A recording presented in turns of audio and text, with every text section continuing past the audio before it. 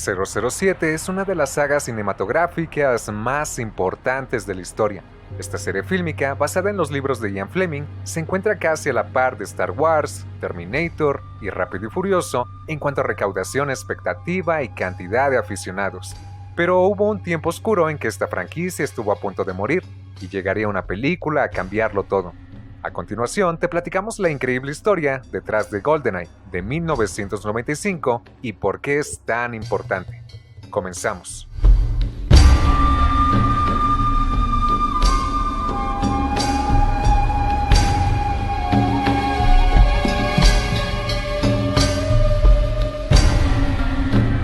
Pongamos las cosas en perspectiva.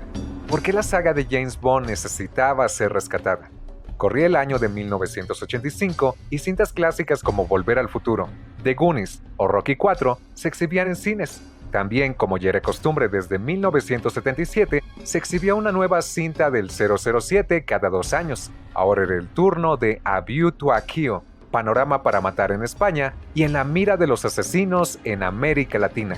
Pero el James Bond en turno, Roger Moore, ya no era aquel protagonista vivaz de los años 70, luego de 7 películas en la franquicia, y con casi 60 años, Moore era una sombra de sí mismo. El público juvenil, ahora mucho más interesado en otras sagas, no sentían interés por un anciano disfrazado de Bond, con secuencias de acción torpes y donde sus obvios dobles de riesgo no tenían que prestar mucha atención para notar que tenían la mitad de edad de Moore.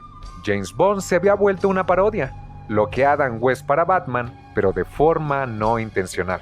Sin más, en 1985, la saga necesitaba un cambio urgente.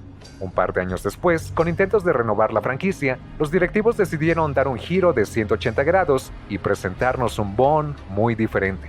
Una apuesta que, aunque fue interesante, no funcionaría del todo. El actor que reemplazaría a Moore sería ningún otro que Timothy Dalton, que sería lo opuesto a su antecesor. Dalton tenía 42 años, era atlético e interpretaba un Bond más orientado a la acción, a las secuencias frenéticas y a la violencia. Fue así como Dalton debutó en la franquicia con The Living Daylights de 1987, llena de acción desde el comienzo. Fue también un intento por competir contra las películas de acción de aquella época, protagonizadas por Stallone, Van Damme o Arnold Schwarzenegger, que generaban ganancias astronómicas en taquilla. Y Dalton era lo que necesitaba la franquicia, y con un rol todavía más activo en la producción por parte de Barbara Broccoli, hija del legendario productor Albert Earl Broccoli, el responsable de llevar a la gran pantalla la saga del 007, donde las mujeres empezaban a tener mayor presencia, dejando de ser damiselas en peligro para convertirse en personajes más empoderados. Era una película mucho más dinámica, con más y mejores escenas de acción. Incluso podemos ver al 007 en Medio Oriente combatiendo junto a guerrilleros y realizando una de las peleas más riesgosas de su carrera a bordo de un avión de carga, el cual es pilotado por la valiente Cara Milovi. Las chicas Bond ya no eran solo accesorios, ahora eran personajes con interesantes personalidades, quienes, dotadas de autosuficiencia sin precedentes en la saga del agente secreto, seguido le salvaban la vida al 007. Además, el Bond de Dalton en parte era más parecido al Bond original, el de las novelas de Fleming, el cual era rebelde y no siempre estaba a la mejor disposición para la Agencia Británica de Inteligencia y su majestad. Un par de años más tarde, llegó License to Kill, la cual elevaría de forma notoria sus niveles de acción y violencia. Dalton se convertiría en ese prototipo de James Bond más crudo y realista, arquetipo de James Bond que se retomaría y perfeccionaría con Daniel Craig. Este Bond, a finales de los 80, con una clara intención de competir ante héroes de acción todavía más rudos y escandalosos, como John McClane, el clásico personaje interpretado por Bruce Willis, pero License to Kill del año 1989, la audiencia no estaba lista para ver a un James Bond todo ensangrentado tras pelear contra sus adversarios, un agente 007 que termina cubierto de polvo y con el traje hecho jirones después de jugarse el pellejo para salvar el mundo. Además, las muertes de los villanos eran mucho más violentas y gráficas. Por ejemplo, Darío, el joven villano interpretado por Benicio del Toro, muere hecho trizas en una trituradora, salpicando de sangre todo a su alrededor. Cabe destacar que Tim Dalton realizaba casi todas sus escenas de riesgo, pues era mucho más joven que Moore y tenía mejor preparación física. No obstante, la película no fue el éxito que se esperaba, por lo menos en las taquillas estadounidenses. Y se me hace increíble que aunque las películas de Dalton son consideradas buenas, y como lo mencioné antes, su encarnación es considerada la más cercana a las novelas de Fleming, el mundo no estaba listo para un Bond tan realista, especialmente en una década tan extravagante como la de los 80, cuando había nuevos héroes de acción como Bruce Willis en Duro de Matar. A pesar de todo ello, ya se planeaba la tercera película de Tim Dalton como 007, Property of a Lady, que estaría basada en una novela corta de Ian Fleming y que pudo haber sido la consagración de Dalton como agente británico, puliendo los errores de las entregas anteriores. Lamentablemente, aunque el filme ya tenía confirmadas interesantes locaciones en Escocia, Londres, Tokio y Hong Kong, aquel proyecto nunca vería la luz del día. Justo en esos años empezaron los problemas legales entre las productoras United Artists, Eon Productions y MGM, retrasando los proyectos de la franquicia más y más hasta que la audiencia perdió interés y Tim Dalton se retiraría del papel sin pena ni gloria. Envueltos en tantos problemas y con poca recaudación en sus últimas entregas, por primera vez en la historia, nadie sabía si James Bond alguna vez regresaría o si la franquicia había acabado para siempre. Va a ser una labor titánica producir el siguiente filme, pues aunque a principios de los 90 finalmente se llegó a un acuerdo entre las casas productoras, todavía tenían que conseguir al actor perfecto para encarnar al nuevo James Bond y una trama que recapturara la atención del mundo, recordando que la saga llevaba casi 15 años sin ser relevante. Pero todo empezaría a cambiar en 1993. En aquel año se confirmó la producción de GoldenEye, la próxima entrega del agente británico luego de algunos años de oscurantismo.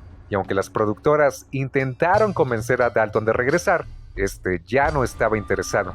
Y sería en 1994 cuando se confirmó al irlandés Pierce Brosnan como el nuevo 007, quien como dato curioso había hecho casting en 1986, pero tuvo conflictos de agenda debido a que se renovó temporada como protagonista de la exitosa serie Remington Steele, y además los productores todavía lo consideraban muy joven para el rol en aquel entonces.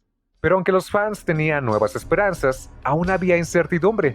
Nadie sabía si con otro fracaso, la franquicia podría sobrevivir.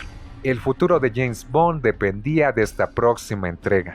Finalmente, el 15 de diciembre de 1995 se estrenó GoldenEye y la saga del 007 cambió para siempre. La cinta fue un éxito masivo desde todos los ángulos posibles. No solo los críticos la adoraban, sino que también se volvió la cinta más taquillera de la historia, con $350 millones, que en los años 90 era mucho dinero. Además, por primera vez en casi 2 décadas, el mundo estaba hablando de James Bond, mientras que la canción de Tina Turner era un hit que sonaba en las radios del mundo. El éxito cultural de GoldenEye fue tan grande que incluso capturó la atención de generaciones más jóvenes cuando salió el videojuego inspirado en la película. Este era un shooter en primera persona que se volvió todo un éxito y seguramente todos lo hemos jugado alguna vez. La saga del 007 estaba con vida una vez más y mejor que nunca. Pero también fue en esa época que se establecerían bases importantes que seguimos viendo hasta la actualidad con Daniel Craig. Para empezar, se estableció un balance entre el realismo y la naturaleza entretenida y elegante que habían hecho que Bond sobresaliera en sus primeras adaptaciones cinematográficas. También siguieron la línea de mujeres fuertes empoderadas como chicas Bond, y desde entonces, cada misión de James tenía una tragedia personal atada a su pasado, porque ya no solo era trabajo, ahora era personal. Y aunque GoldenEye no es perfecta, sigue siendo una cinta muy entretenida donde destaco a 2 personajes. Por un lado a Judi Dench como M, en uno de los mejores castings de la historia de la franquicia. Y por otro lado la inclusión de Famke Janssen, que antes de aparecer en los X-Men era Xenia Onatopp, una agente soviética desquiciada que sentía placer sexual cada que cometía un asesinato. O en palabras de nuestro editor Alejandro Rivero Jr., primero te metía unos besos bien cochinos y luego te mataba. Han pasado 26 años y acaba de salir No Time to Die, marcando el final de la era de Daniel Craig, pero es un buen momento para recordar que tal vez todas las películas deben agradecerle a Pierce Brosnan, a GoldenEye y a toda la gente detrás de la cinta por haber rescatado la franquicia en sus momentos más difíciles. ¿Te imaginas? Una realidad donde la saga del 007 habría desaparecido de no haber sido por esta gran película de 1995.